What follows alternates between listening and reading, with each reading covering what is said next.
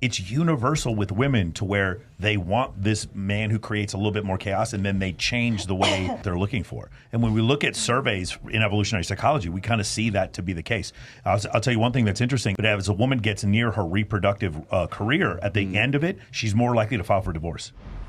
Sorry, I'm going to put on Mr. Wizard hat here. Okay, so when women are in their reproductive phase, their ovulatory phase, right, of their menstrual cycle, when you're between the what's called the luteal phase, where you guys are building up to releasing the egg, right? There's a window of about like day 10, day 12, somewhere in there, and that's when women tend to put what's called sexual ornamentation. They wear the hoop earrings, they wear the red dress, they put themselves into situations, it's girls' night out, they put themselves into situations where they're going to meet, if they're single, where they're going to meet men, or if they're with a guy that they really like, they're going to probably be a little bit more proceptive about, getting with that guy. But then afterwards, when you go on the down cycle and you get into the, I guess that would be the luteal phase, at that point, that's when you're looking for, it's almost like a mini nesting phase for you. It's like you don't want to deal with the anymore who fucked you when 2 weeks ago, and you want to cry on the phone. That's when you need an emotional tampon. That's when you need a guy who's going to be a good listener. He's going to sit there, or you call your girlfriends, or you eat a quart of Ben and Jerry's or whatever it is, and then you go through what is it? PMS. PMS. Yeah, I forget what the designation is now.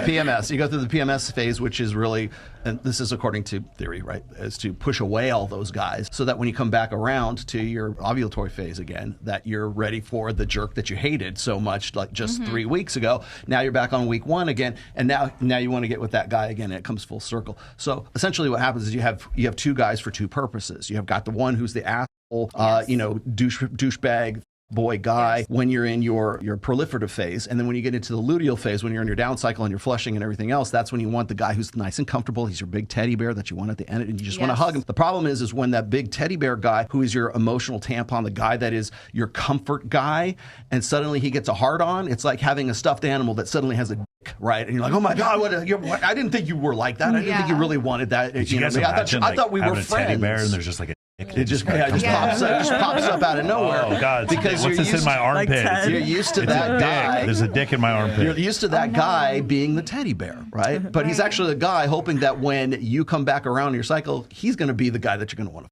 Yeah. Which I think you can have both. I think you can have at the same time, or different guys. Dual mating strategy.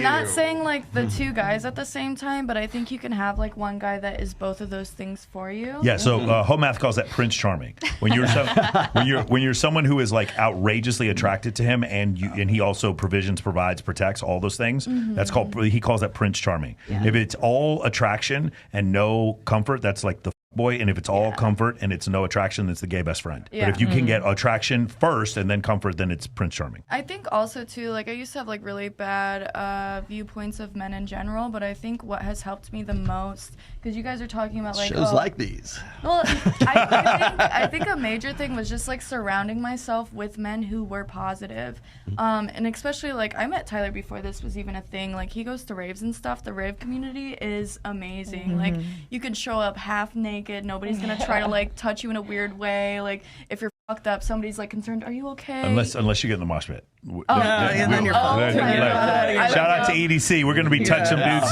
I'm gonna be touching up some dudes in a weird way when we get there. Trust me. You can blame it on the molly. You can blame it on the dude. We're blame it on the dubstep.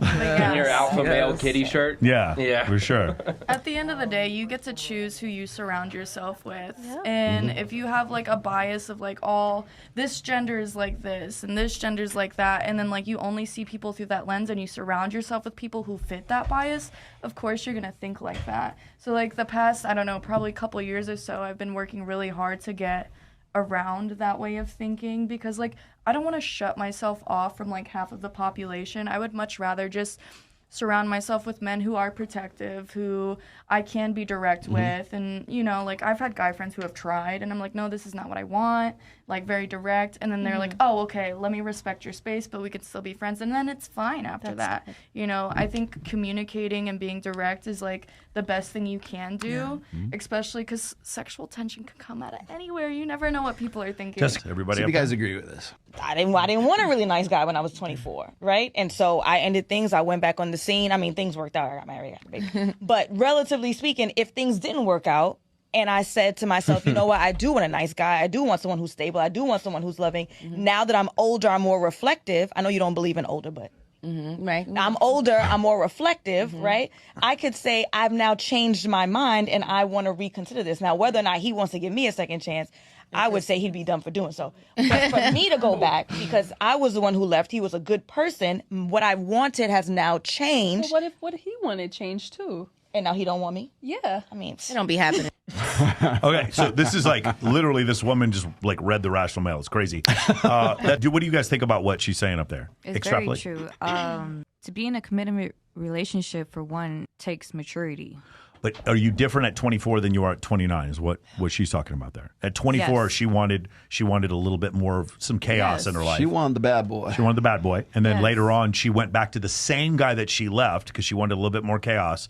And then she said, "But it's up to him if he wants to take me back." And she's like, "I wouldn't take me back if I was him." Have you something you've experienced? Yes. I was enjoying myself at a very young age. Yeah. You know, no commitment, no responsibility. And then later on, I had my fun, and I'm like, okay, I want to settle down. I want to have the responsibility of taking care of my man. I want to be mature and whatnot. She's lucky enough to get the person back that she wasn't ready for. Yeah, for that's for sure. I will say this. This is one place where I really diverge from a lot of people, content creators in the red pill space, is that the only thing that grows faster than the only economy is the simp economy. Like there is always going to be hundreds of thousands. If you're attractive, I don't care if you're 30, 35, 40, there'll be hundreds of thousands of men who will right swipe on you. And if you lower your standards just a little bit, you can get anyone. But what I just asked you, is this something you've experienced, like a change in what you found attractive throughout your 20s and 30s? Not necessarily. I thought that my 20s were very much about like me understanding myself and not going into a relationship. I think that I knew that I didn't really know what I wanted yet. I wasn't looking for anyone. I wasn't trying to date anyone. And I think that that's really, really important. A lot of people miss that part of life. A lot of women, especially because of the way that we're taught to get married early and to have kids and to do the whole like family tree and everything else. And I've always been like the rebellious one against it. So in my experience, I didn't really know that I knew until I met him. Okay, So about the individual. Yeah, the individual change. My husband. But you felt something different from when you were in your early 20s to now, like what you find attractive. Yes, mentally. Okay, cool. I grew up kind of like my family's super just like religious, and like I was always the crazy one from a young age. Like I've always been like a party girl and stuff, and like when I kind of just like go to like when I'm dating a guy or something, like I'm just like living in the moment and stuff, and like from like 20, I'm in like my 20s, I'm 26 and like I want to have fun and everything, like you never know. I just kind of just like live in the moment. You're in your early 20s, so it's kind of harder because you guys are in your early 20s. You wouldn't have had the opportunity to like pivot. Is what you found attractive. Yeah. How about you, Jessica? Have you always found the same thing attractive? Did you want bad boys at one point and then change what you She still felt? wants bad boys now. What are you talking about? So this is like the first time in my life where I've really been single. I definitely was a serial dater. I had like a high school boyfriend I was with for 2 years. Next relationship was also 2 years. Relationship after that was also 2 years. Wow. And I tend to find that I go for like whatever the opposite is of the last person I dated. So like overcompensate for the other way. yeah, kind of like I figure out what I didn't like about the relationship and then I Right. shoot for exactly the opposite. Yeah. But like each relationship in itself is a learning experience. I think you can learn a lot about So yourself. you have a through, short, ugly, broke guy now. Is that what you? I know what you're saying. Oh, I'm sorry, I didn't get it. I apologize. She's looking for a Don't Sorry, talk about my she's looking for vibrator it. like that. But anyways, yeah, no, I tend to go for like complete opposite of whatever I had last. Like I feel like that's the smartest way to go about it. Like I feel like it would just be kind of dumb if you just put yourself in the same exact position every time. Yeah. I mean, I think the whole point is to grow. All right, Alice, you had any transformation? No, not really. I have different experience. I got married to my first boyfriend. When I was 19, I met him. I married him 3 years later, and now we're together for 6 years. Okay, nice. All right, well, there you go.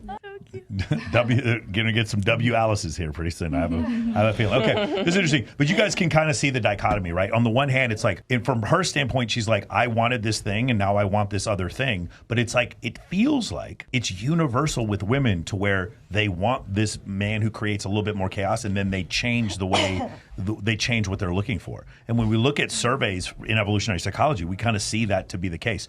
I'll tell you one thing that's interesting, even going even further, I don't know if you know this, but as a woman gets near her reproductive career, at the end of it, she's more likely to file for divorce. Yeah. She's more likely. It's really interesting when you see stats like that. So when we talked about this with Jim Sexton, divorce attorney. Yeah. He was saying the first average age of first divorce is 42. For women. So I would say that's probably, once women get past like the 39 to 40 mark, then that's probably when you start thinking about things.